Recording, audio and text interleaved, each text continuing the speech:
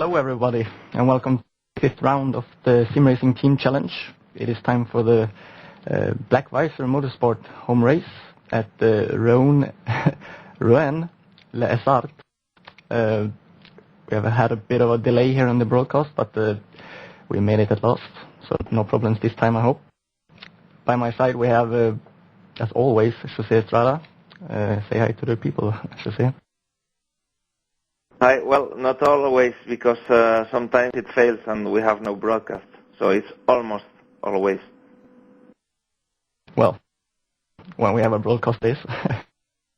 Well, since the time here before the race starts is a bit brief, I will just walk you through the track a bit faster than I actually thought I would. The track is located, or rather was located, I still think it is there, but they never race on it, in France. And it's a 14-corner track with many high-speed corners with a lot of full throttle.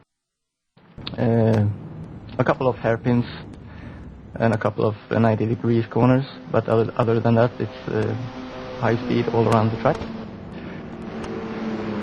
Did I say it was 6.5 kilometers long?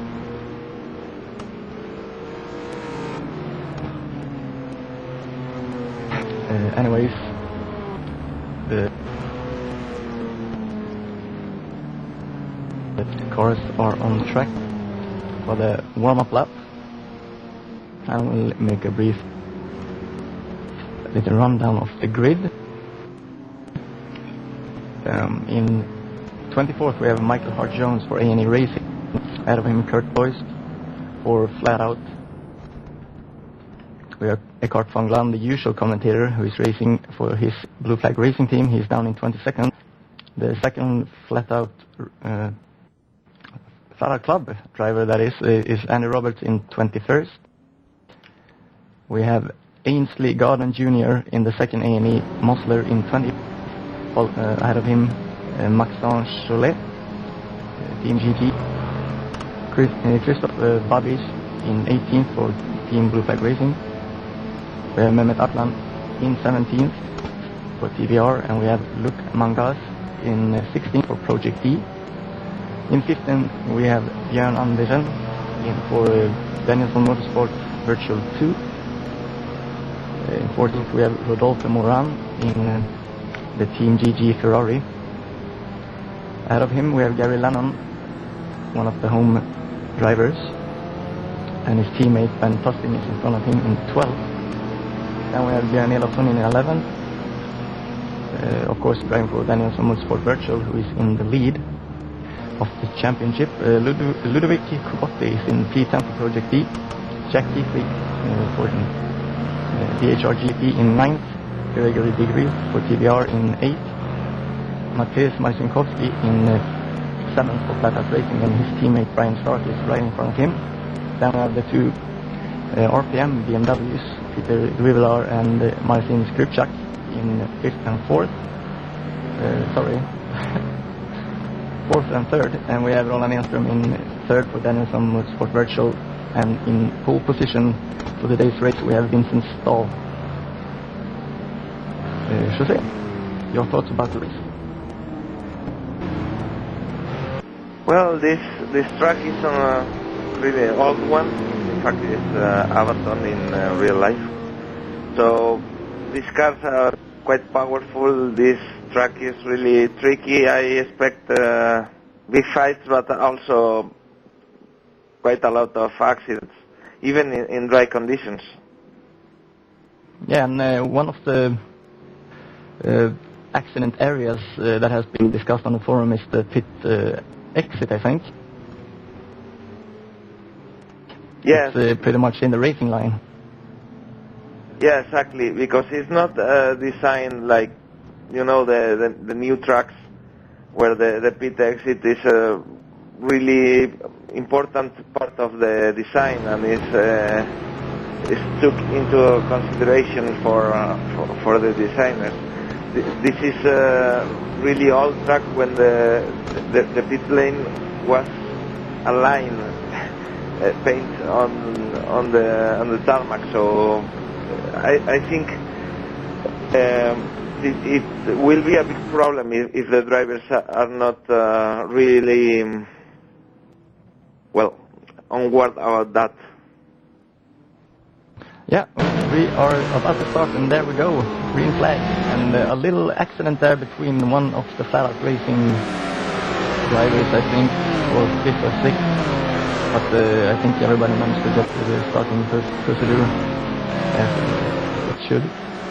And we can just see here it's flat out these corners, pretty much at least, and the top 5 are already starting to pull away a little bit, going into the hairpin for the first time. And this is the hardest braking point, and we have one of the FlatOut Racing drivers into the wall at the braking point.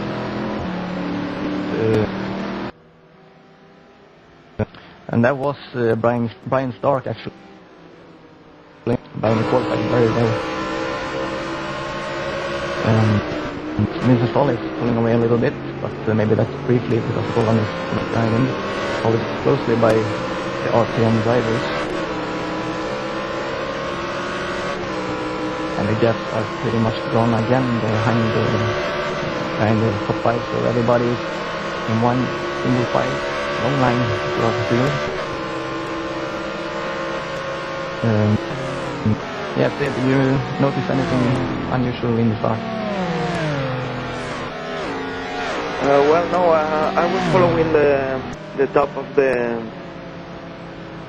standing, so it was really careful start from the guys on top, I think. Yeah, we have had a change for position 5, as Jack Keithley just got past the second FlatOut Racing driver, Mateusz Marcinkowski. He switched in past as the drivers are about to complete the first lap. He goes past the line and goes into this really fast first corner. You really have to trust the grip of the car and lose part of the track.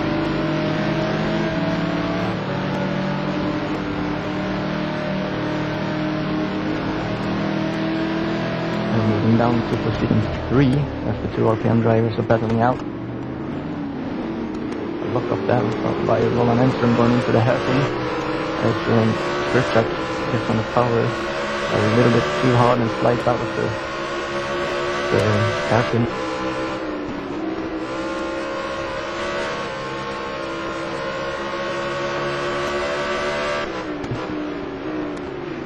I think everybody is settling down to a pace now as it all starts to calm down a little bit. As you know, it's a long race and nobody wants to end it early. We actually have one of the Team GG cars in the pits, and that is Mateusz. He has had a hit somewhere. His left front bumper is damaged. I think he must have gotten a from behind because he has a ding bump and rear bumper as well.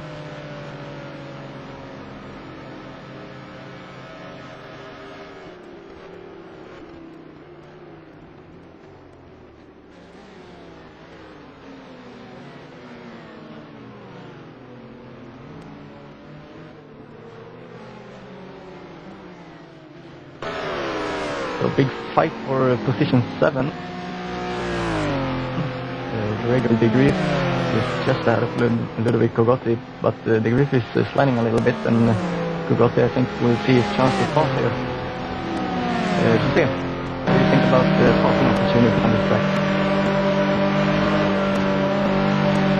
Well, again, it's not very wide, so it's not very wide, and it has really fast parts. So I think it's difficult to overtake and also risky because, for example, to overtake here in the new big crash. Yeah, that's what I was trying to say. The top 3, was it? Roland Ehnström, Peter Wiebler and Vincent Staal? It seems so. I'm trying to get there.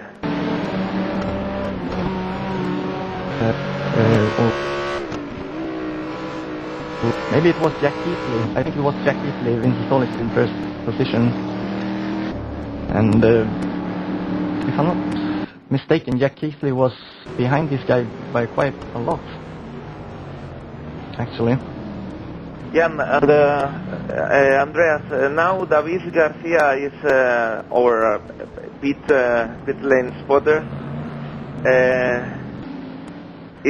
Is saying that Peter Duvera has a stop and go penalty. Yep. I will ask David about the reason, if he knows the reason for this stop and go. Yeah, meanwhile I can confirm that Vincent Staal is in the lead ahead of Marcin Skrzypczak and Mateusz Marcinkowski in third. Then there is a little gap to 4th, 5th and 6th, which are Gregory de Breif, Ludovic Roland and Ben Tusting, the home driver, as they finish another lap here. So Jack Keithley down in 7th. Yeah, it must have been Jack Keithley who passed before. He will... No, he won't get passed by Gary Lennon. Or maybe he will. Lennon being really aggressive here as he pulls up side by side and just slipstreams past Jack Keithley. Keithley might have some damage on his car, which prevents him from going as fast as he wants on the straights, but he seems to be fairly intact, that he does not go into the pits. And we can confirm that Peter Duvera is making his stop and go penalty.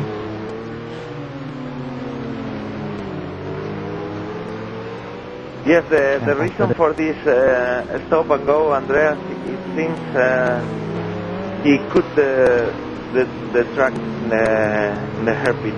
Not sure, but it was or spot here in the pit. You know, this kind of rumors that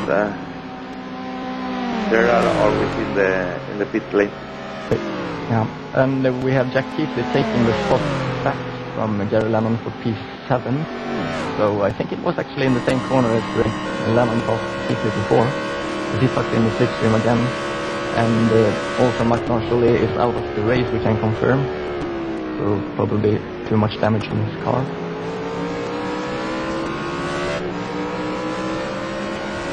So quite a lot of action here in the beginning of the race, as we have another fight for P8, 9, and 9th, 10th, and 11th. As Roland Ehnström is trying to get back up the order. He slipstreams past Rodolphe Moran without any problems at all. Just to say that he has to back off going into turn 1. And the car gets really unstable, that he now has flying start, I think. Like hanging there with flying start. This incident in the Ehnström first.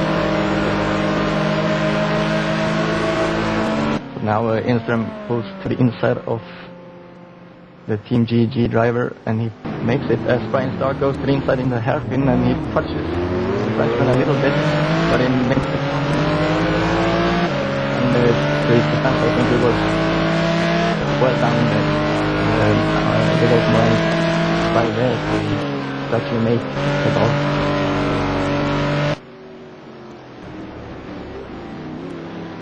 So, what do you say?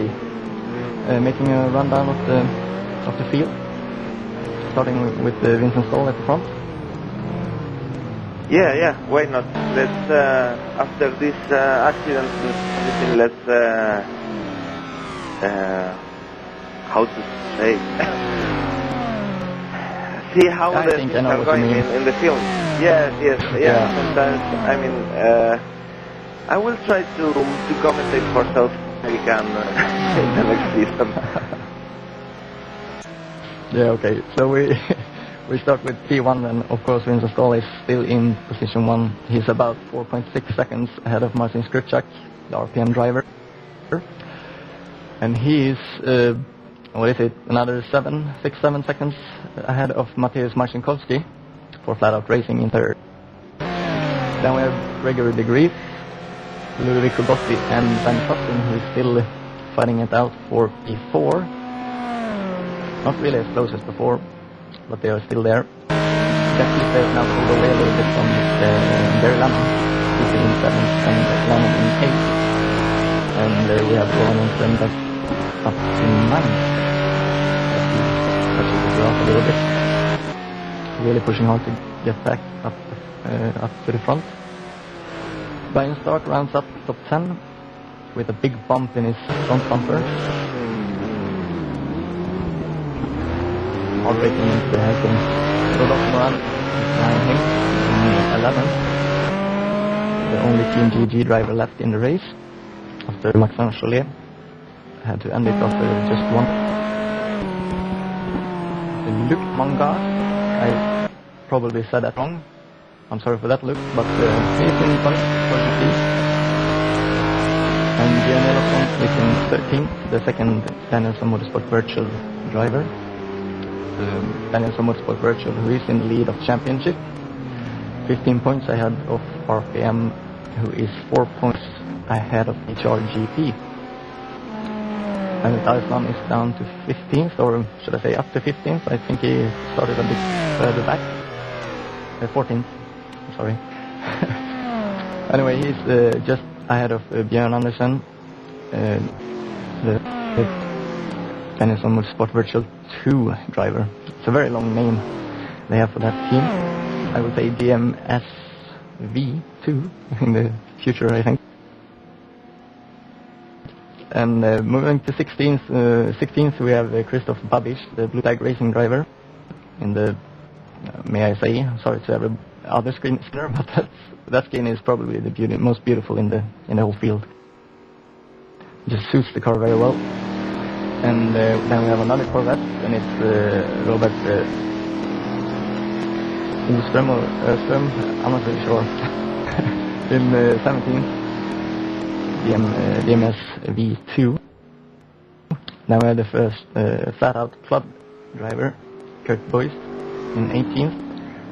And after a stop and go penalty, we have Peter Duivelar in 19th. And he has a lot of work to do. 305 timing is over a minute behind the leader.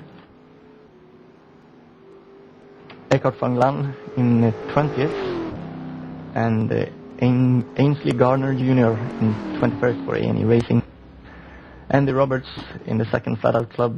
Mosler is in 22nd. And rounding up the field, Michael R. Jones in 23rd. So still a lot of drivers left in the race, which we are very happy about.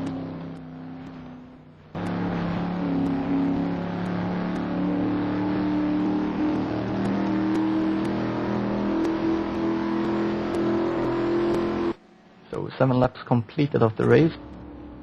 It has been almost 20 minutes. So yeah, I heard some rumors that, well, rumors I might say too much, but in our team there have been some discussion about not making any tyre change for this track. Do you think it will pay off if somebody do that? Well, I think it depends on the car, and it depends on how you drive. If you are really aggressive and you slide a lot, will pay off, but will pay bad.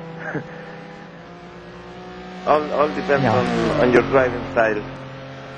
For example, comparing in our team, I will say it will pay off for Michael Helen, for example, because he drives really smoothly. But won't be okay for me, because I even when I go fast, for me, I'm very aggressive with the car, and I'm very hard with the tires. So it depends, I think.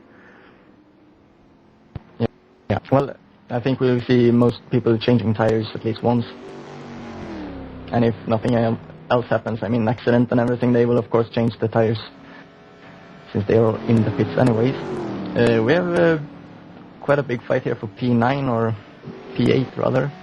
Gary Lennon ahead of Roland Ehnström and Brian Stark, who is keeping in touch very well here.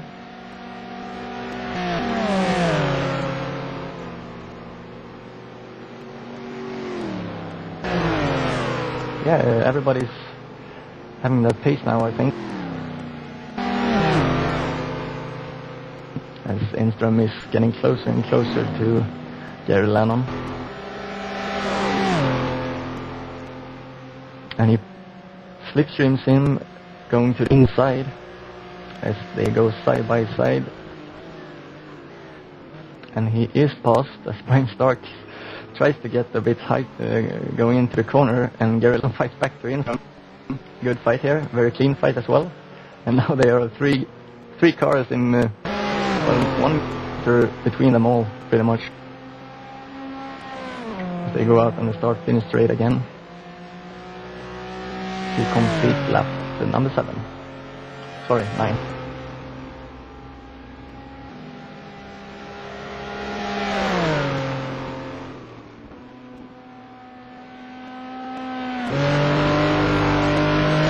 Yeah, we are watching one of these classic fights, like in the old Formula 1 TV, like 3 cars in a slipstream duel. You think? Yeah, the late 60s, early 70s. I remember those from Monza. Well, I don't remember it because I wasn't born, but I've seen videos of it. Yeah. Okay, so Glennon pulls away a little bit.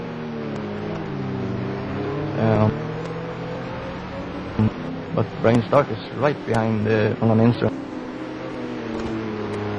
And we also have a good fight for P5 and 4. 3 cars are running very close there. Yep. Ludovic Kogossi has gotten past Gregory de Vries, but he's trying to fight back here. And of course, Van Topping is trailing these two a couple of meters behind to be on the safe side. They go side by side again, going into the... What is it? It is the penultimate corner of the lap. Oh, and a touch there. Van Topping can take one position away from Kogossi as de Vries pushes him a little bit. And with all these fights going on, Jack Heatley actually getting a bit closer. Yes, what did you say? No, I was going to say that it's good we have David Garcia doing the spotter today in the track, because with all these trees I can't really see a lot of the action.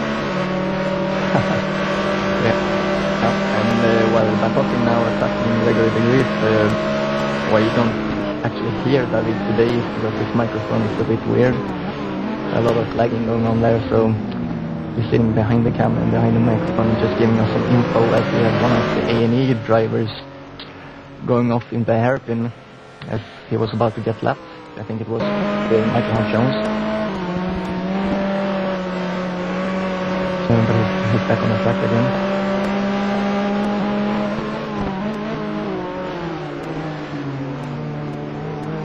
So a lot of fighting on the track at the moment. As Vincent Staal is pulling away at the front, he's now 10 seconds ahead of Marcin Skrzypczak. And he's almost 10 seconds ahead of Marcinkowski. But from P4 down to P16, it's just 30 seconds, so the field is fairly tight at the moment.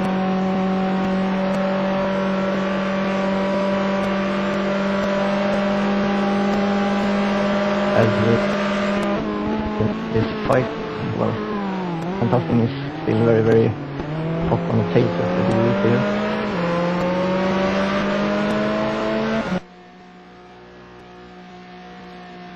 Quite a rare track too, in terms of tarmac. I will wait and see what happens here as he goes to the inside of Gregory de Vries on the start-finish straight. The car is pretty quick and he can actually keep the position going into turn 1. I was about to say the tarmac being different at different places on the track. At the hairpin we have this, I don't really know the English word, but the hairpin is made of stone. As Tusting now goes to the inside again. Nope, not this time either. And at the end of the lap we also have some concrete, as we see here, going into the hairpin stone. And to say, is there a difference, like in real life, is there a difference, you know, in grip in these different places on track? Well, really don't know, Andreas, because I didn't make a lap here, so can't tell you. Okay. Well, the fight here is still on, as they are now fourth, as Jack Keithley arrived as well, but we're going back to P8, 9 and 10, as Roland Ehnström is 8th, Brian Stark 9th, and Gary Lannon has dropped back to 10th. But they are still all together.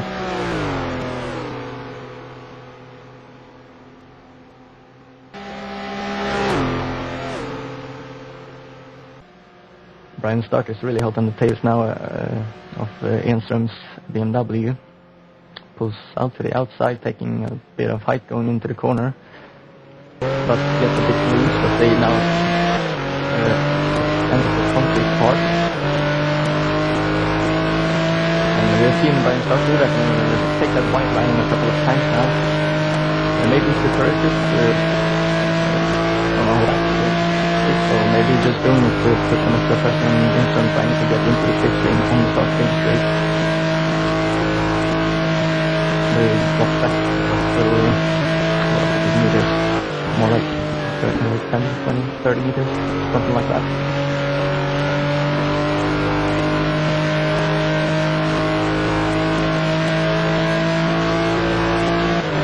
So moving back up to P4 then again as the fight is getting even hotter here. Brian Stark almost missed a hairpin there. And he is passed by Gary Lannon. I think he almost hit Roland going into the hairpin. But we are also getting information that Mateusz has crashed and he had no front splitter, so he has to pit. That's a shame for our teammate. But hopefully he can continue the race. Anyway, Gregory De Vries still in 4th, had a fantastic Ludwig Kogotti and Jack Keithley. And actually he was about to pass De Vries in the hairpin on this lap, but wasn't close enough. Really hard to decide here to say which fight we should stay with. Yes, and with the... Three drivers side by side as Keithley passes both Kogotti and Tusting going into the penultimate corner. Corvette power. And we have also news about Jan Ehnström having a front splitter, and he also has to pit. So there must have been something going on back there. Tusting almost, whoa, Kogotti almost crashing big time as he touches Tusting's rear end going out on the grass, and that was a close call. Anyway, Ehnström also has to pit because of no front splitter, and Kogotti loses a couple of meters, but I think he will regain those fairly quickly. And Tusting again very, very close to Keithley. Kogotti now has managed to get back on the tail of Tusting. And with these fights going on, we can actually see Roland Ehnström, Gary Lannon, Brian Stark, and Brian Stark and Flatwood actually gaining time on these two. What do you think? Should there will be a 6-car fight there soon? Well, the Roland Ehnström's pace, I think it's B3, B4 pace at this moment. I'm not sure, so I think yes, they will close the gap, and we will see a big group of cars. Well, not counting by himself because he lost a couple of seconds in the last lap, but both Gary Lennon and especially Roland Ehnström is running faster than the guys ahead of them, and Ludovic Kogotti spins out in a penultimate corner. The Project D driver, oh, be careful, he almost enters the track right in front of Brian Stark. But he's back in 10th then. Still in contact though with the cars in front. Well, 3 seconds apex behind. And that made the pack split up a little bit. It's about a second and a half between all these drivers now.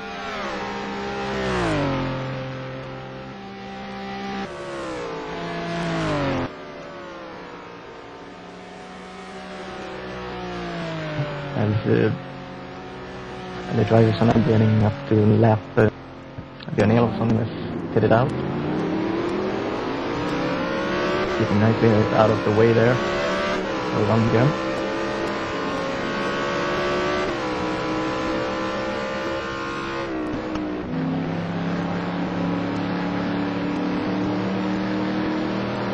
So, while everything is settling down a little bit, maybe we should talk about some of our sponsors. One of our sponsors are, of course, the GameHoster.net, who pretty much makes all this possible, bringing us the service and the TeamSpeak and everything. I know you have had much contact with them, so maybe you should give some info. Yes, well, they are a company from the Netherlands, and they have the service in a data center, and as you see, even if we are dealing with some problems with Steam, because Steam is not the best platform for game servers. I'm sorry to interrupt you a little bit there, Sophie. But Brian Stark had some contact with Gary Lennon and he lost down to 9th. No, sorry. Yeah, 9th. That's correct. So, but he's back on the track. Please continue. Okay. Yeah, I was saying that even with the problems with Steam and the lack of flexibility of the Steam service, I think they are providing a great service with really stable service and well, with a lot of extra features like live timing and personal configuration in the remote desktop. I think that with this kind of service like the race series servers are, with no web or no remote administration in the game, I think they did a good job. They had to develop at the same time as STC, because they started hosting these servers almost at the same time, and well, we consider them friends now, because they made a great support for the series, and they provide all the technical resources we need, so we are really grateful to them. But we have more sponsors. Yeah, and we will talk about them soon. If you're watching the battle for P4, Jack Keithley was right behind Gregory de Grief, but in going into the penultimate corner, we have already seen that corner taking some victims. Gregory de Grief spun out, hit the barriers, and he lost his front splitter, I'm afraid. So bad luck for him there. I think he will need to go into the pits. So both rebels out of without any splitters. Yeah, he heads into the pits there. Yeah, the good for him is maybe he can make his schedule pit stop now. And yeah. He was pretty close to the pit, so of course he will lose the time of fixing the car, but well, that's better than have to make a full lap with a splitter. Yeah, and it's only 10 minutes to the halfway point of the race, which is the ideal pitting time. So this might work out fairly well for him in the end anyway. And we also saw Vincent Garner Jr., I almost lost his name there, he left the server, the A&E driver, so he must have had some incident. Maybe he was the A&E driver I saw before going off in the hairpin. So back to the sponsors. We also have Simboot, the specialists on sim racing shoes. We are of course very happy to have them as a sponsor, as they add shoes to the prices. Well, as they say, they make shoes for sim racing, and they are pretty cool. I think I don't have any yet. I'm thinking of buying any, but I hope someday near I might actually buy some, because Damien the Humane, who is part of the STC staff, he says they are great, and they are customizable, if that is a word. Anyway, you can make them as pretty much you want. You can choose colors, different colors even. You can have them in like 3 or 5 different colors, and pretty much every color you can imagine. And you can also choose where you want the grip level, if you want it by your toes, or if you want it at your heel, or throughout the whole shoe, so to speak. And yeah, well, Sophia, do you want to add something? Yeah, no, I want to add that the important part, apart from the colors, that no, I know it's really important for you to have other colors to choose in your shoes. But the important thing is you can customize the shoes for your driving style. I mean, it depends on how you place your feet in the pedals, and how you drive, if you slide or you press, or the differences you have driving with other people. That makes also a difference with the shoes you need, and you can order ones really customized for your driving style, and that's really cool. It's a new product, so it's normal that you can see a lot of people having them, because it was released only a few months ago. But I think it will be a hit in the future, because as in real sim racing, they have their clothes and their suits and their special equipment, and for sim racing has to be the same in the future.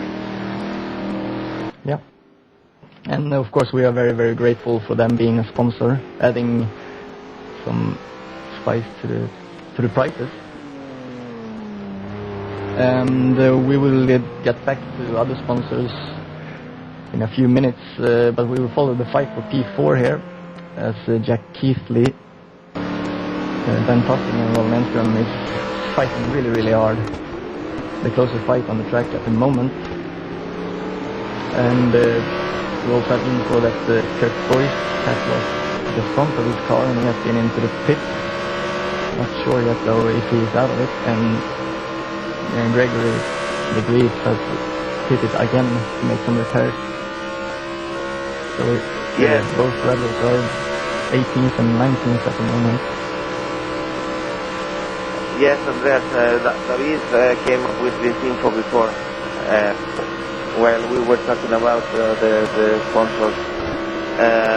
Greg did not his splitter when he entered the pit for the first time, so Okay. all we said about being lucky and losing less time than expected, now it's not valid anymore because he had to pit twice. Yep. As Roland Ehnström goes into the pits, he was right behind Ben Tusting, but I think he felt like he was losing a bit of time, so he, instead of staying out there, he pitted, and 42 minutes have gone off the race. So he's definitely in the window, and he will definitely gain some seconds, I think, when he gets out of the pit with fresh tires and the others on one tire. And I think this is smart move. He did the same thing in Nordschleife when he pitted one lap earlier than his opponent, and he gained a lot on that. Of course, this track isn't as long as Nordschleife, but I think he can gain a lot on it.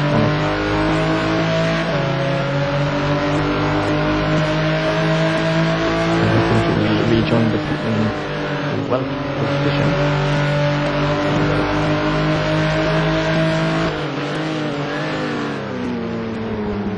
Right, right ahead, but I had a different problem with that racing driver.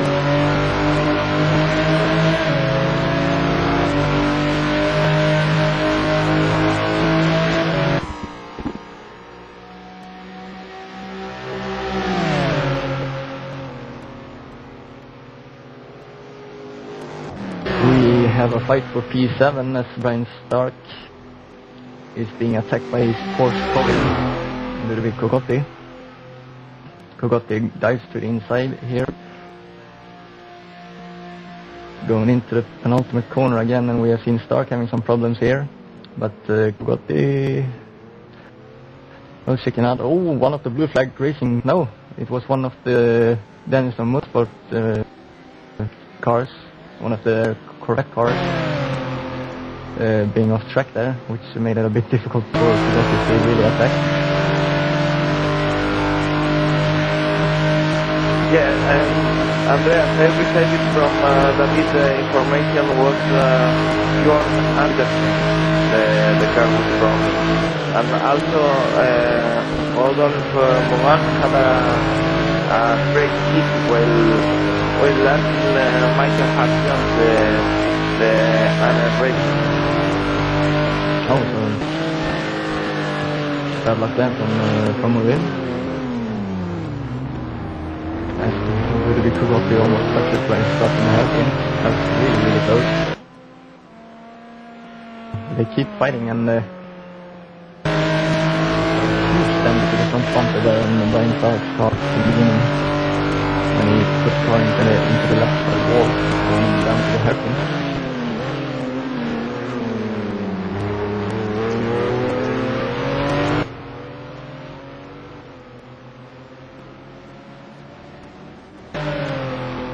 So Kogotti needs to get some extra speed again to catch the flying Brian Stark.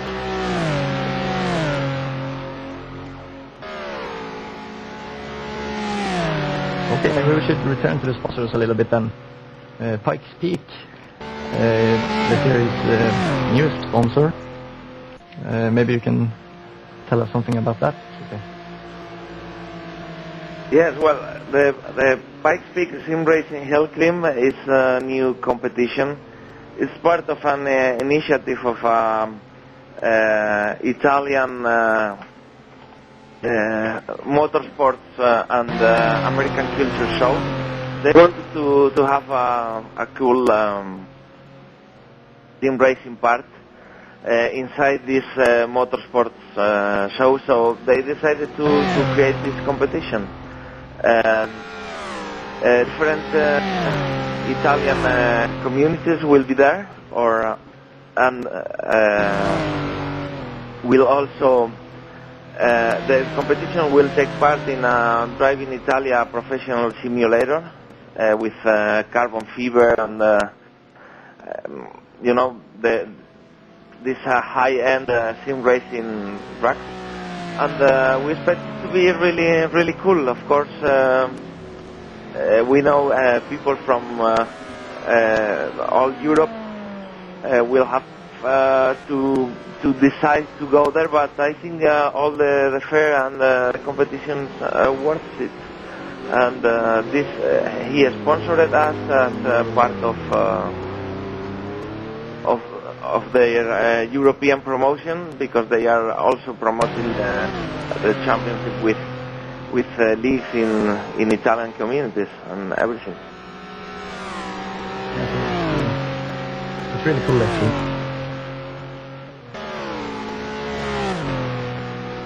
So we have had Marcin Skrzypczak in the pits while we were talking. He dropped down to, let's see, 9th position when he came out. So the guy in 2nd position pitted. And David is saying that Vincent is going to stop this lap. Okay then. So inside information, I guess. And yes, he's right. Yes. So from position 4th comes Van Posting. Let's see if he can beat. Well, I don't think he can beat Marcin Skrzypczak. He was too far behind. But he should be able to beat Roland Ehnström at least. Or maybe Roland has gained some time and positions while he pitted earlier. And also Peter Duvelar is going to stop in this lap. Or what it says, and he. Whoa! Yeah, a lot of smoke in the.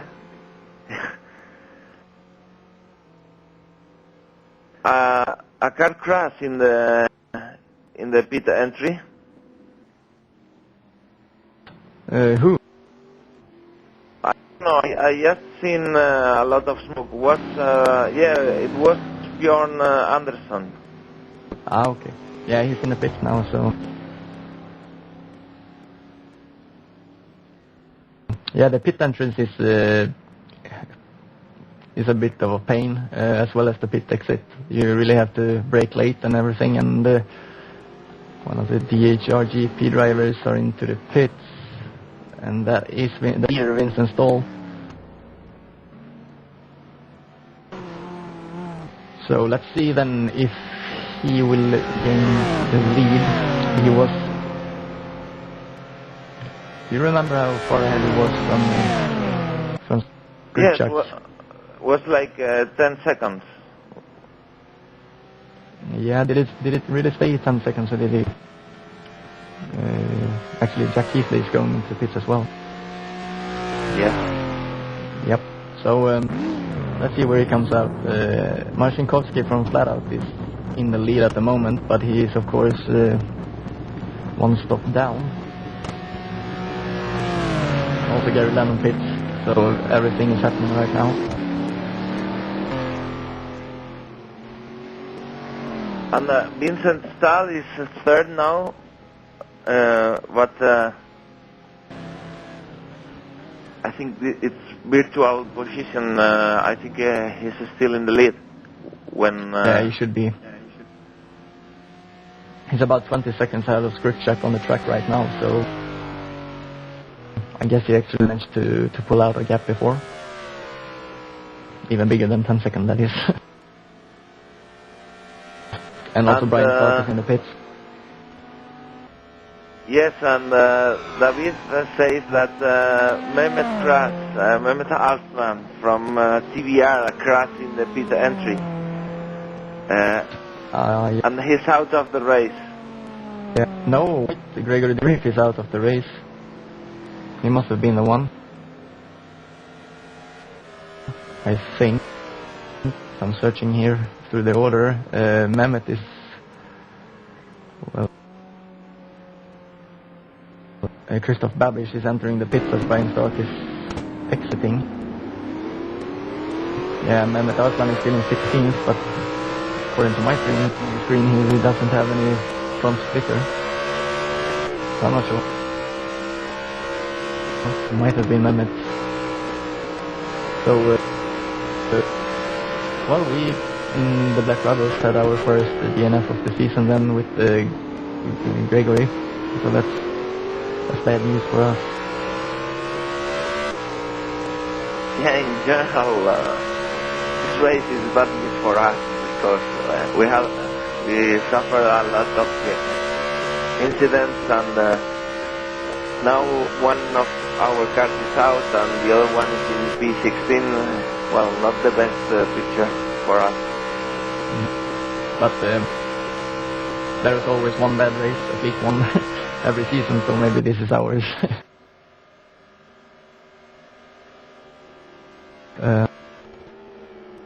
Looking for a fight. Everything seems spread out now. We actually have 142, but Ludovic Kogotti hasn't pitted yet. He has Vincent Staal just a second or two behind him.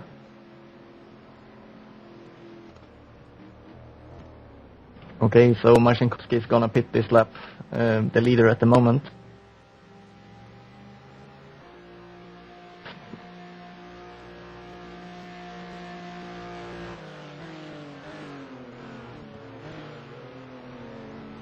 Ludovic Kogotti is really stretching this stint in the hopes of getting some fast laps at the end of the race, I think. Okay, Marcinkowski is going to pit. David was giving us two different sources of information here, but he's pitting now. So will Marcinkowski be able to gain time on Skrzypczak? That's the question. As one of the blue flaggers also pits, I think it must be a cart, since Babiš was in before.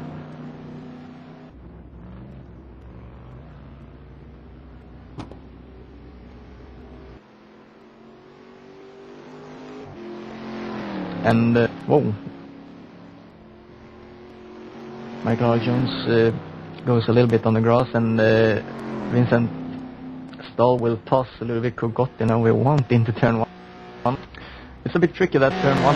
It seems it's easy. Well, it's not easy, but it's fairly easy to slipstream going side by side into that corner. But then when you arrive to the corner, there is really only one line, and Staal had to.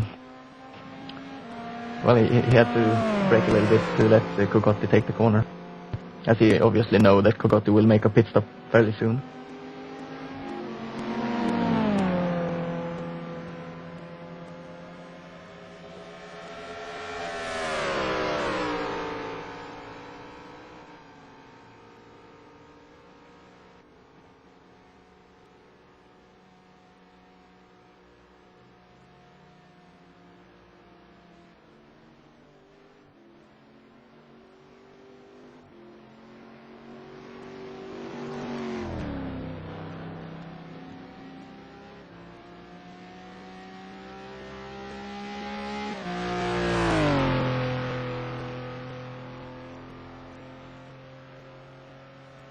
Staal pulling up inside of Kogotti again then, and this time he makes it thick, as I think Kogotti maybe will be entering the pits this time. And Rodolfo Morin has pitted for a second time, according to David.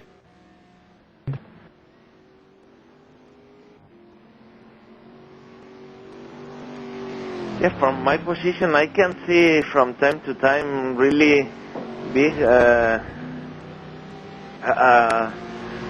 big clumps of smoke in the pit entry. I suppose that signal of the difficulty of this pit entry. Yeah, and Kogotti is pitting now.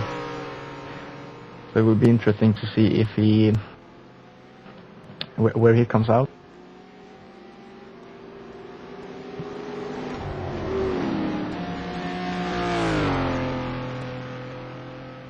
Yeah, the last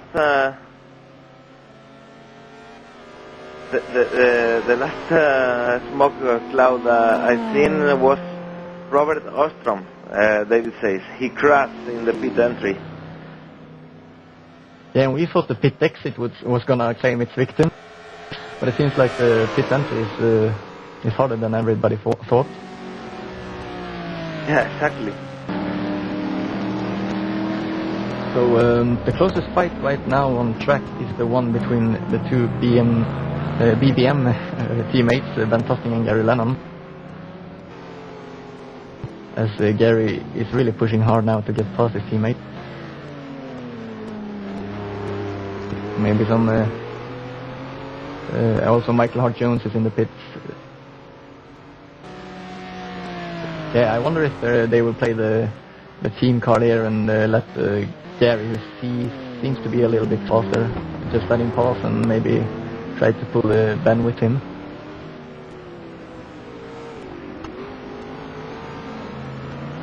And also look, Mongas will pit in this lap.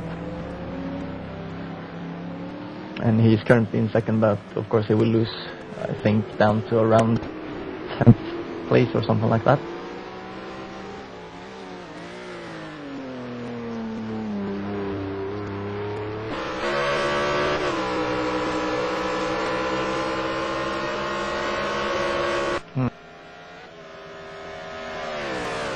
Getting some info from David here that Marcin Skrzypczak is in the pits.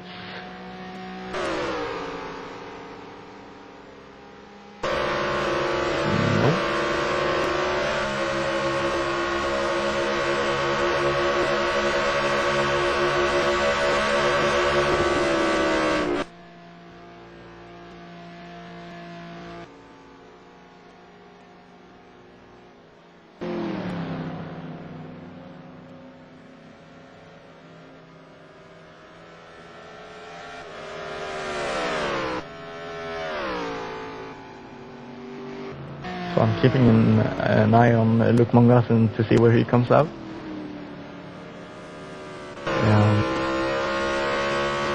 Should be able to come out in Ludovic Kogotti is actually pitting again. I wonder if that's a stop and go penalty because his car seems to be okay. And Luke Mongasen will come out in P8, I think. Yeah, that must have been a stop and go penalty for Ludovic Kogotti, maybe speeding in pit lane or something like that. And that's a real shame. He was up really high. Ooh. Almost getting hit by Brian Stark there at the pit exit.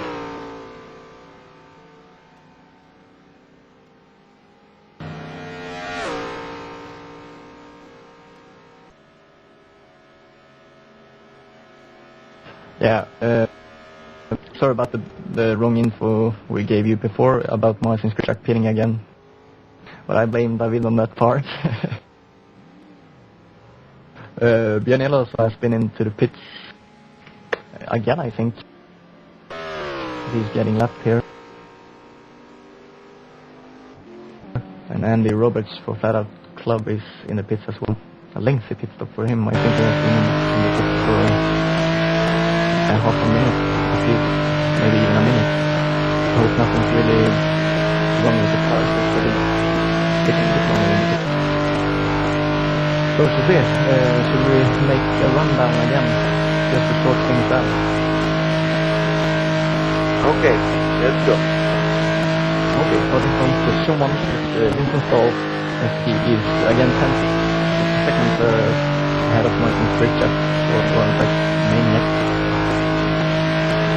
In position 3 we have Mateusz and Marcinkowski for FlatOut Racing, and these three has been like this pretty much the whole race, except for the first couple of laps. And look, in 4th place Roland Ehnström, and he's only 6-7 seconds behind Marcinkowski, so he really gained on that pit stop he made about, was it 4 or 5 minutes ahead of the usual pit window. And he is about 7 seconds ahead of Jack Keithley, who has also gained a couple of positions. He's up into P5, going of course for the HRGP. Then we have the two home drivers, Bentotti and Gary Lennon, in 6th and 7th, with Luke Mongas now in position 8. Brian Stark is in 9th, and it feels like he has been in 9th for the entire race actually.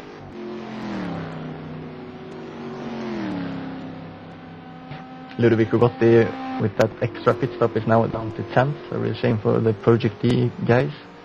And Peter Dwivlar for RPM is up to 11th after his dreadful start with a stop and go.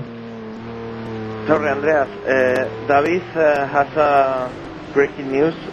Vincent is stopped in the track. Maybe he recovered now. He's going again. Yeah, he recovered. So I'm not sure what that was all about. Let's see if he...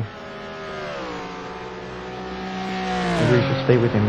Maybe he has problems. Maybe we pit him. Or maybe he just made a and just... and we just caught him when he was getting up to speed again.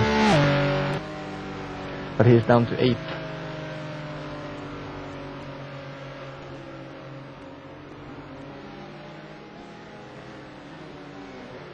Yeah, let's follow him 2 corners more and see if he fits in.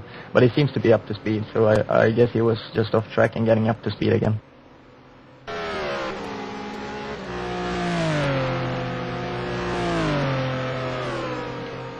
He's not pitting in, that's for sure. So he's staying out, I'm not sure. Maybe he missed the gear, if that's possible. I don't know what settings he's driving with. Yeah, but the info that we sent was stopped. I mean, not going slow, not out of the track, but stopped. So I don't know. Maybe he turned off the engine by mistake. Who knows? Yeah, maybe. Or maybe he just stalled it. Anyway. Going back to the race and position 12, the those who were in was Team GG, the only Team GG Ferrari left in the race, as Marcinkowski had to end it very, very early after the first lap.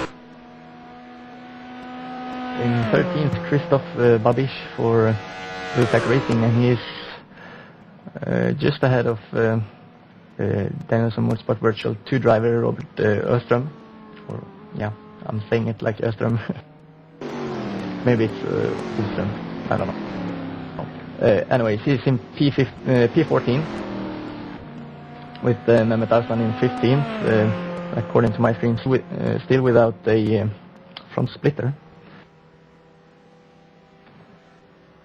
So the only TBR driver left in the race.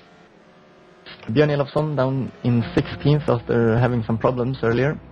Driving for DMSv Motorsport Virtual, leading team in the championship. And in 17th, our friendly voice, Eckhart von Damm, now entering the hairpin. Of course, driving for Black Visor Racing. Björn Andersen in 18th. Oh, Mateusz almost. I think they actually touched, but he was sideways going into the hairpin. And yeah, Hassan had some real problems here. Anyway, Andersen in 18th.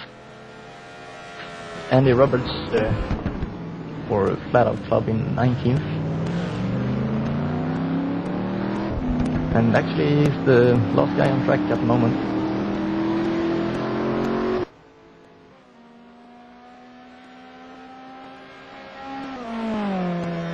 So, looking for fights.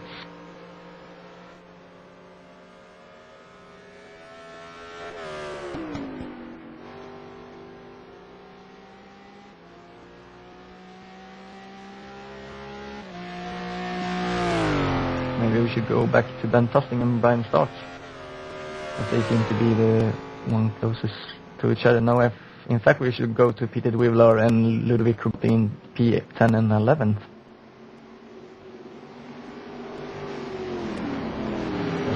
Mateusz will have to pit again, according to David.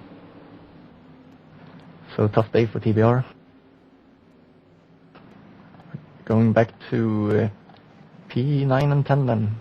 No, sorry, 10 and 11th.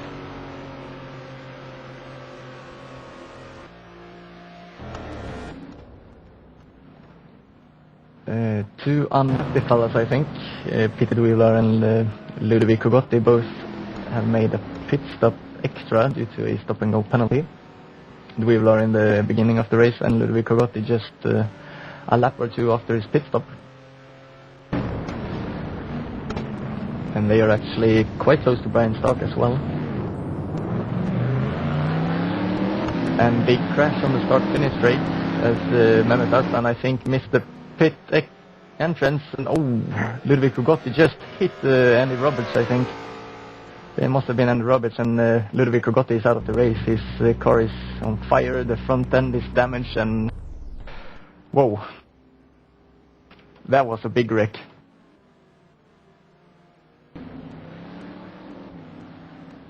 And I doubt that anybody of the other will actually... Arslan is into the pits looking for Andy Roberts. Well, he's actually still on the track and he's driving. That's quite an achievement. But he has a big dent on his right side. Pretty much his right side is, well, big dent. For sure, that was a hard hit. If you saw it, I don't know if you saw it. No, I didn't, Andreas. So unfortunate for Ludwig Rugotti, as his race started off really great, having been in that big battle in the first stint, and just turned worse and worse, and now he ended with a big crash. So Jose, what car are we following?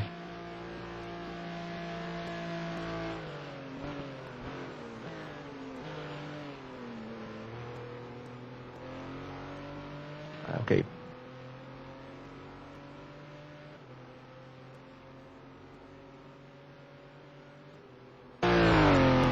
So we are back following P7 right here with Luc Mongas.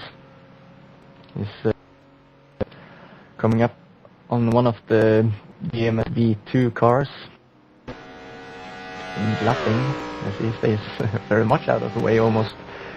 Well, he is going off track, and Björn Andersen hit the wall actually and lost his front splitter. Although he was a little bit too nice there, I think.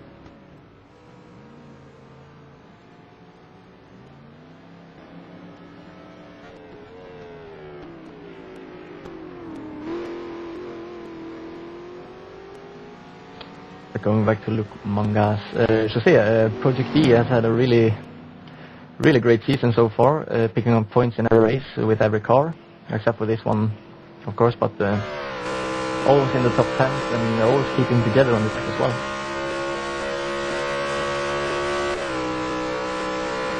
Yeah, they did a great teamwork in the past races. I don't know if it was on purpose, but it seemed like they set a pace that both of their cars can follow without mistakes and constantly, and they bring the cars to the end and they get points.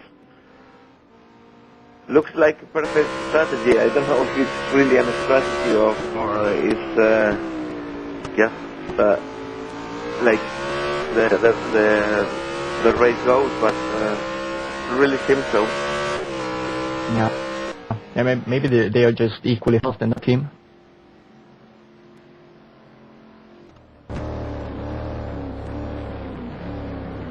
So about 10 minutes to go of the race, and no, sorry, 20 minutes. As we go to the front of the field. Vincent Staal is still in the lead, of course, 25 seconds now between him and Marcin Skrzypczak.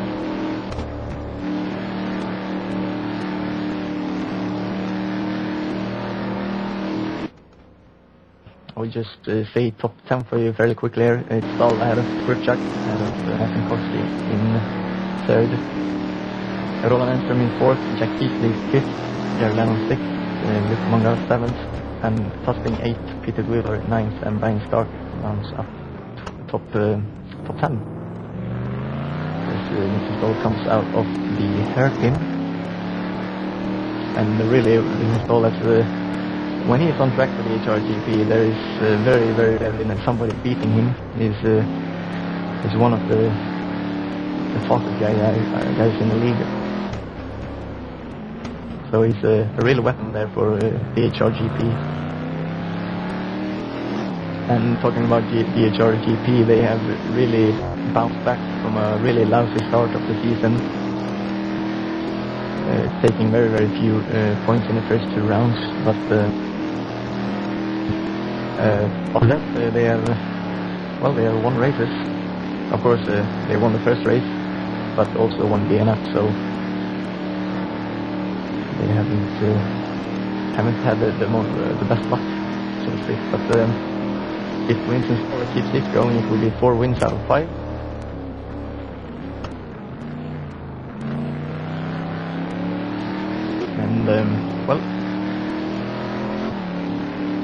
And Björn Andersson is he has been in the pits as well as Andy Roberts, so both of these 2 guys keeps going in and out of the pit lane. So going to P8 then. Then Tustin is having a fight again. I think he's doing this only to be on the screen for his home GP, as Peter Dwivler is alongside him now, going out of the hairpin. And I think actually he will make the pass, but Tustin will have the inside line into the next corner. So Beamer versus Beamer. And Dwivler rounds him on the outside. Good pass there by Dwivler. So saw a bit of smoke there in the corner. That's one of the DMSv Motorsport Virtual 2 drivers let them pass. And Dwivler to P8, and let's see how far up to Luc Mangas. It's only about 3-4 seconds.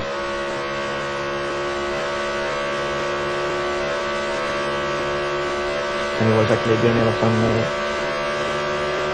going off track a little bit there, and now we cannot have him. They're giving me the wrong info. Björn is actually in the DMSv1 car, the BMW, as he I think gets past there. Tustin having a huge slide there, going out of the penultimate corner, and now Tustin behind Dwivler, making the best out of the slipstream, and I think he will launch an attack here going into turn 1. As we have seen before, it's lapping cars again. We have seen before it's a difficult corner to pass, and despite having this long straight ahead, and well, it couldn't really gain speed there. He backs up a little bit going into turn 2. Again, sliding widely there for Tustin. They are coming up on one of the Black Racing Corvettes. And he's letting them pass. Whoa, not fun. When it's not getting past into the hairpin, maybe he will. Yeah, there he got past.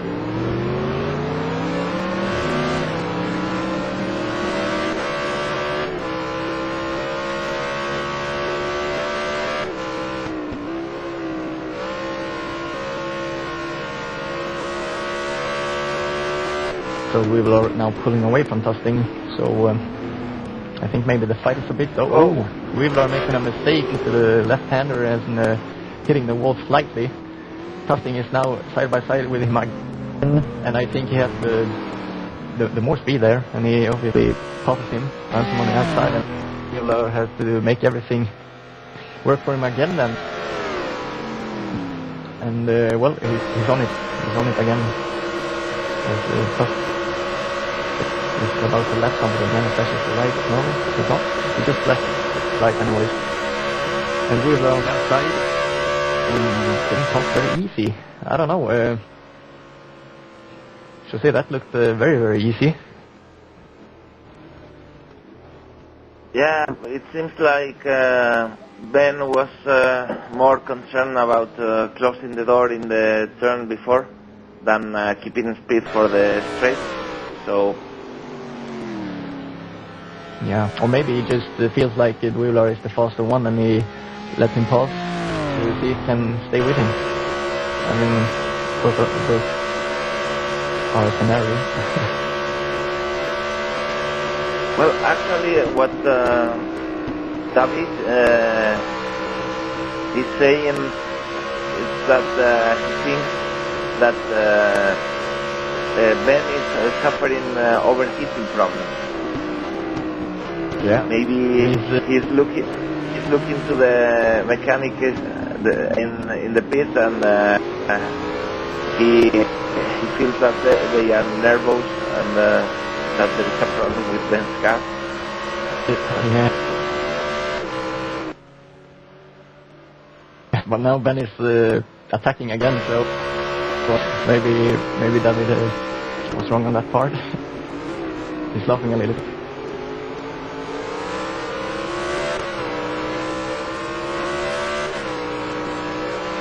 Anyway, the fight continues here as Ben really don't want Roland to get loose on him.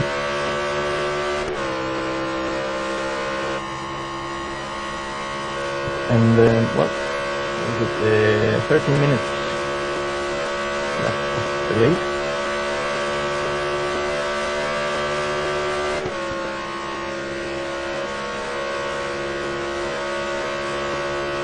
Actually, Roland Ehnström is getting closer and closer to Mateusz Marcinkowski for position 3. Yeah, it's 3. It goes from 2 to 4 seconds between them during the lap. And also we have a fight for P12, David said.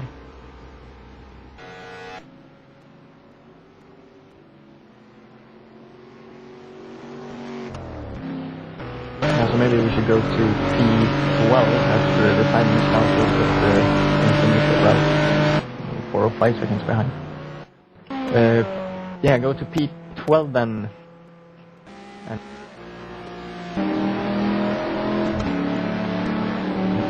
Echo from landing 13th now. Babish is now behind the BFR driver, the TBR driver. I'm just mumbling away here now.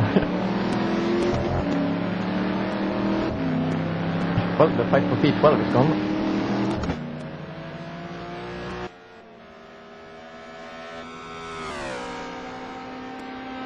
So, Jose, maybe we should make a last rundown of the grid, as we are getting to the closing stages of the race. And let's start at the back of the grid with Ludwig Kotti. No, sorry, he's out of the race with Andrew Roberts.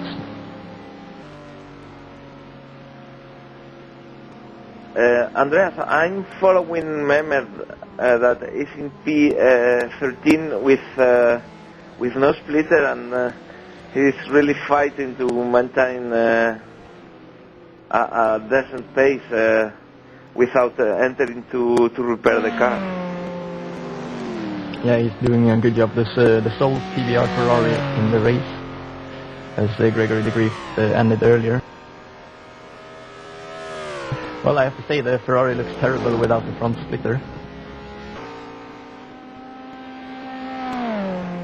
Well, but apparently it works fairly well.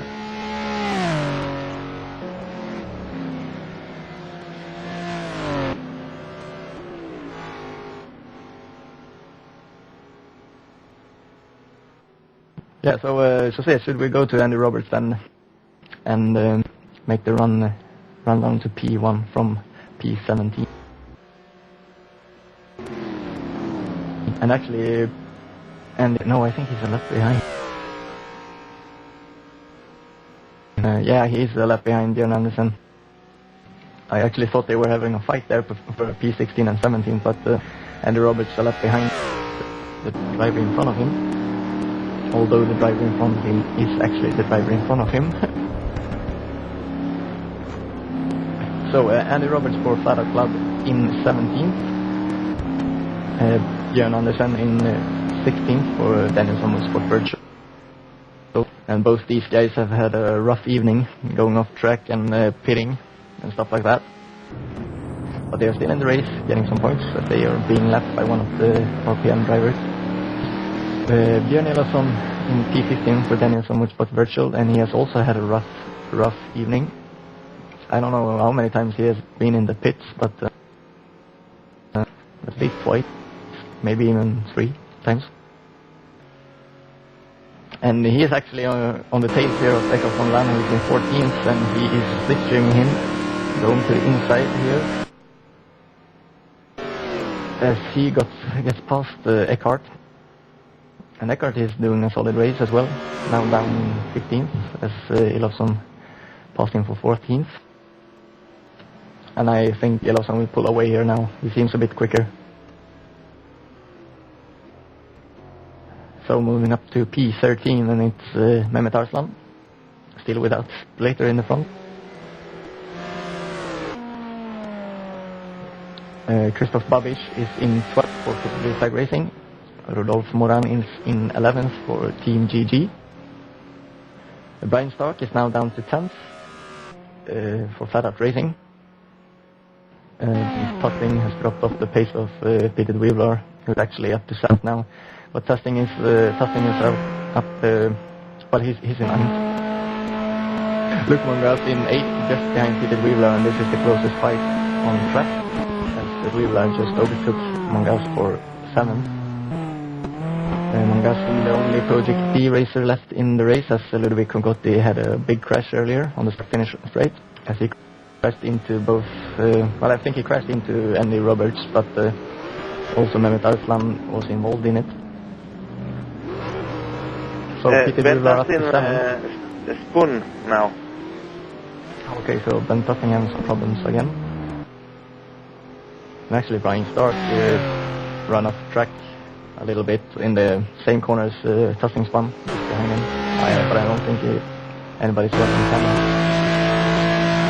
So Weaver will keep an extra eye on this fight as we move up to P6.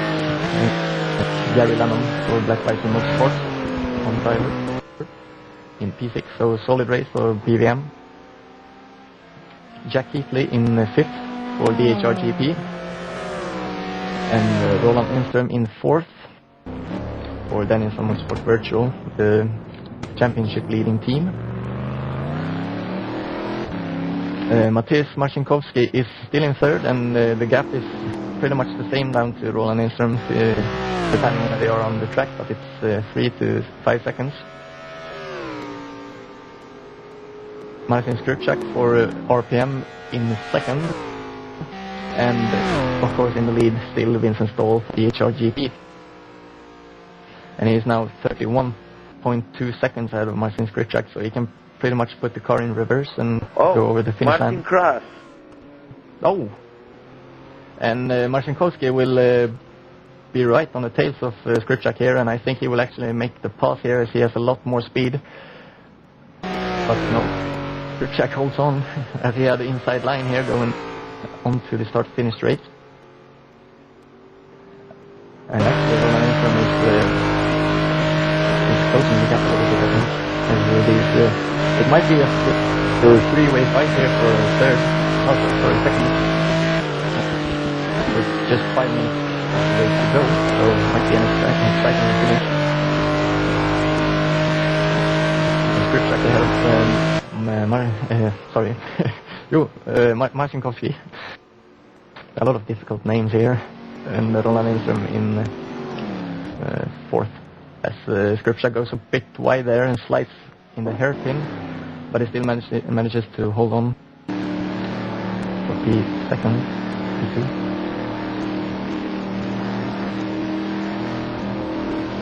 Okay, 7 minutes to go I hear from David, so the clock on the live timing is a bit ahead of the one in the actual race.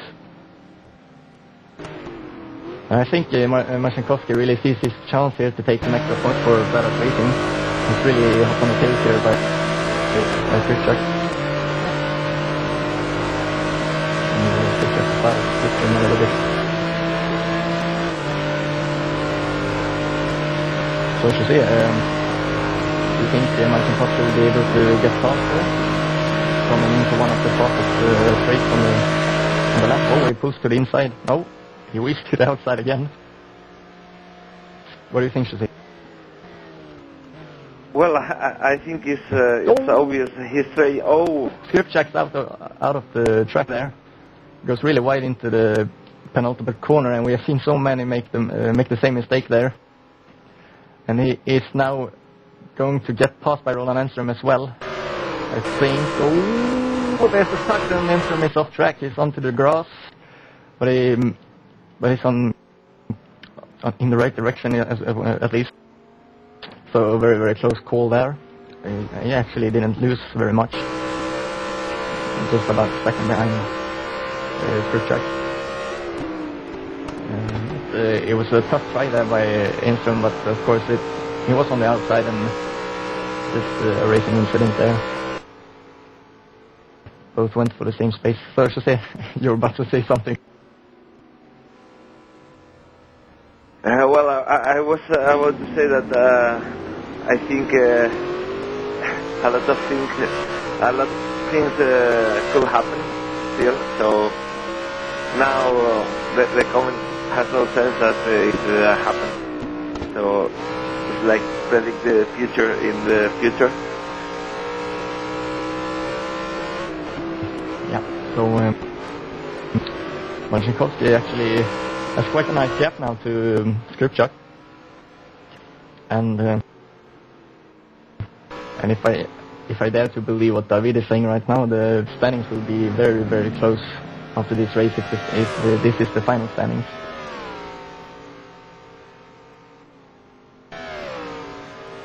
And Ehnström actually dropping off the pace of Skrzypczak as well, so a bit of an anticlimax here for the for us who wanted a big fight at the end. 4 minutes to go according to David, so we are getting really close to the end here. As we have Björn Andersson off track in the same corner as Skrzypczak made a mistake, the penultimate corner that is, but he's on track again. Just walking through the field here to see if there is any action. And well, the start is a couple of seconds behind Ben Tosting, but I think he will manage to keep 9th. And actually the closest I can see in the top is actually the one between Skrzypczak and Ehnström, but it's too far, I think, to do anything about.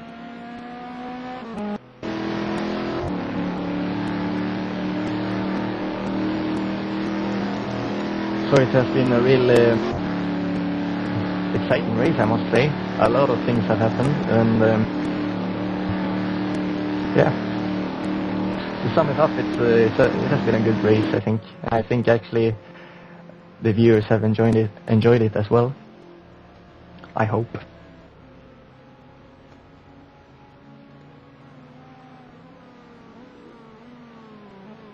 So let's see here if Vincent Staal will actually begin his penultimate lap or the final lap. That is the question. He is about to get up to the start finish line again.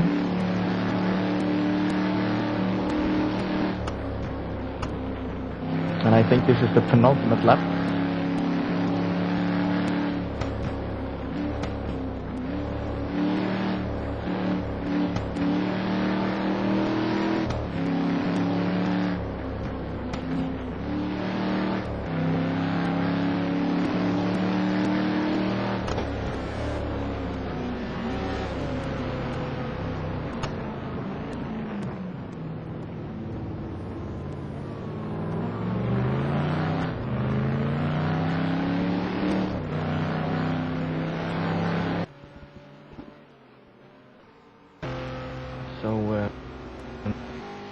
Yeah, I will say the result once again for you, so we don't forget it. But as it is right now, there is no really big fight going on. So Vincent Staal leading, Marcinkowski second, Skrzypczak third, and then we have Ehnström, Keithley, Lennon, Wivlar, Mangas, Tosting, Stark, Moran, Babish, Arslan, Elofsson, Fonglam, Andersen, and Andy Roberts running up the field in 17th. And Vincent Staal just left and went out on top, so I think he's taking it very, very slowly here in the end of the race, making sure he gets to the finish line.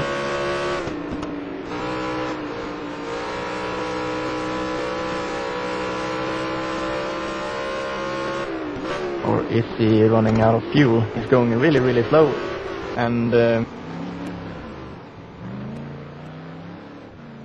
he's going really, really slow. Oh, a lot of cars going into the bottom corner at the same time, and I think he might be on the edge here when it comes to fuel strategy. And according to David, it might be the last lap. I think it is.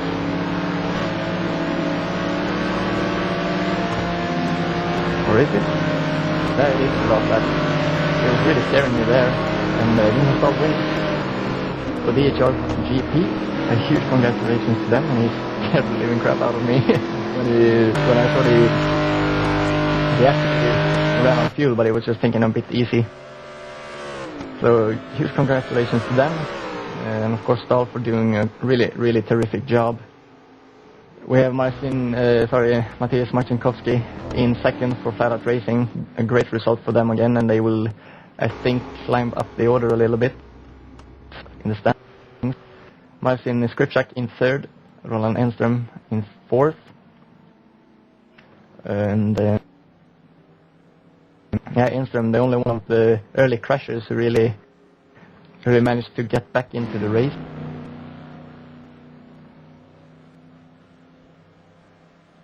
And Jack Keithley finishes fifth. Well, he finishes now. Gary Lennon 6th, of course. Peter Wheeler 7th. Luc Mangas will finish in 8th. Rodolphe Morin, Christoph Babish 10th. Mehmet Arslan 11th. Björn Elofsson 12th. Ekart von Glan 13th. Björn Andersen 14th. Andy Roberts 15th. Ludovic Gongotti will be classified in 16th. I think. Did something happen in the end? I think we might have lost one where somebody might have left the server. Anyway, José, that was a tough race. Well, I think it was a really, really interesting race, don't you think? Yeah, I think it will be one of the highlights this season. I think a lot happened, and I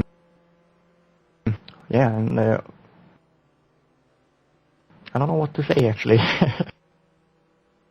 Well, then I think it's time for the United Kingdom National Anthem in honor of the winners, GMT. Oh my God, not GMT DHR anymore, it's DHR GP. Okay then.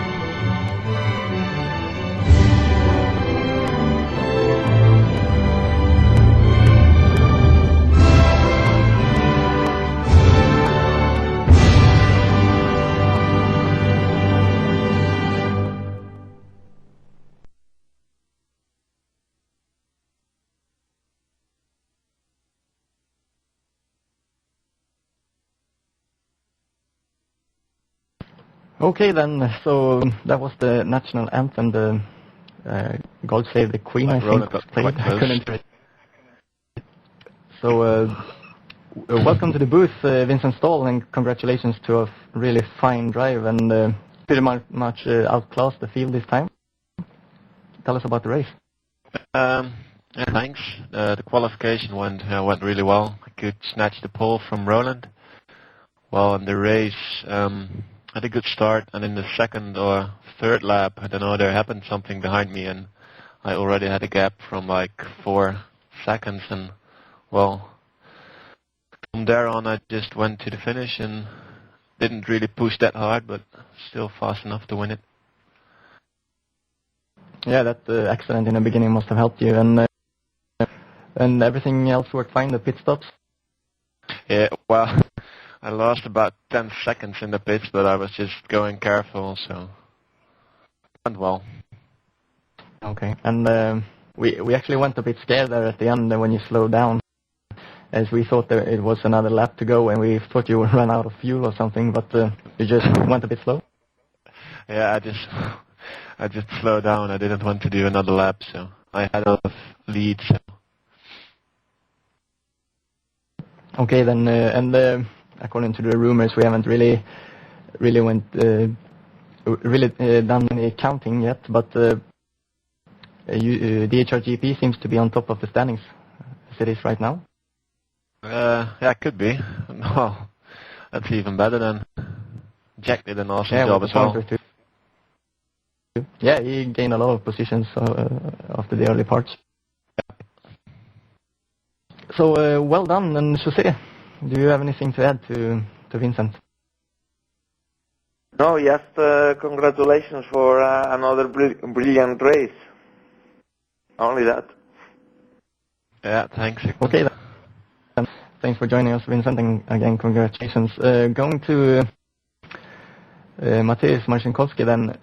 Mateusz, tell us about the race and congratulations to a fine second place. Yeah, first of all, congratulations to Vincent. This tremendous pace. I had no chance at all to catch him. And the race, I came in here with a steady and calculated drive to look out for others' errors and make a clean race with steady pace. And it worked out well. Overtaking Marcin Skrzypczak late in the second stint was just a bonus here. I didn't expect it really. Yeah, tell us a little bit about the pass. It seemed a bit dramatic there. No, I know. I thought that he had problems with his tires, so I just kept behind him and looked out for his mistake. And the most exciting part was keeping Roland behind me. I know how fast he can be, and I knew that if he came close enough to me to slipstream behind me, he would eat me. So this was a difficult part. I managed to keep 3 seconds between us, so this was the key to keep the third place and eventually second. Okay, and yeah, I don't really know what else to ask. José, do you have anything? Oh, thanks guys. It's a tremendous race and my best position in the STC so far. Yeah, congratulations, and of course congratulations to FlatOut Racing, and I think you will gain a lot of positions in the standings as both cars finished the race in the top 10 as well. So congratulations. Well, I don't know about Brian. He left the server late, so I'm not quite sure what happened there. Yeah, we are FlatOut. We need points very much, and I'm glad to get second place. Okay, mate. Thanks for joining the booth. And for third place, Marcin Skrzypczak. Marcin, tell us about the race and especially the last laps where you lost the second position. Yeah, race was good at all, but I lost concentration on last lap. And I make 2 silly mistakes on the last sharp right turn, and I lost position. The race, otherwise, was it a lonely race? From the broadcast, it seemed like top 3 was pretty much alone the whole race. Yeah, it was a little lonely race. Before at the accident with Roland, I was on P2 and controlling the gap to the P3 and losing the gap to the Vincent, and was lonely. At the end was a little pressure with Mateusz and Roland. Yeah, and as you drive for RPM, it's a three-way fight, I think, up in the standings now, just about 5-6 points or something like that. The difference between DMSv, DHRGP, and RPM. So it's looking good for the championship. Yeah, it's looking good for the future. We will see. Okay, Marcin, thank you so much for joining for the interview, and congratulations to all of you, and good luck in the future as well. Thank you. Thank you.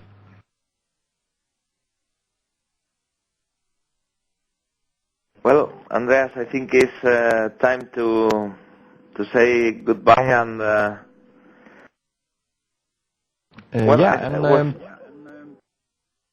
Sorry, Jose, you were about to say something. No. Go ahead. No, I was just gonna wrap it up, but if you have something to say it now. Well, this is not a wedding, mate. That's for the weddings. Okay then, so thank you to everybody who joined, and thanks for everybody who watched, and thanks to all the sponsors. And see you next time then. Bye-bye. Thank you. Bye-bye. Bye-bye. See you.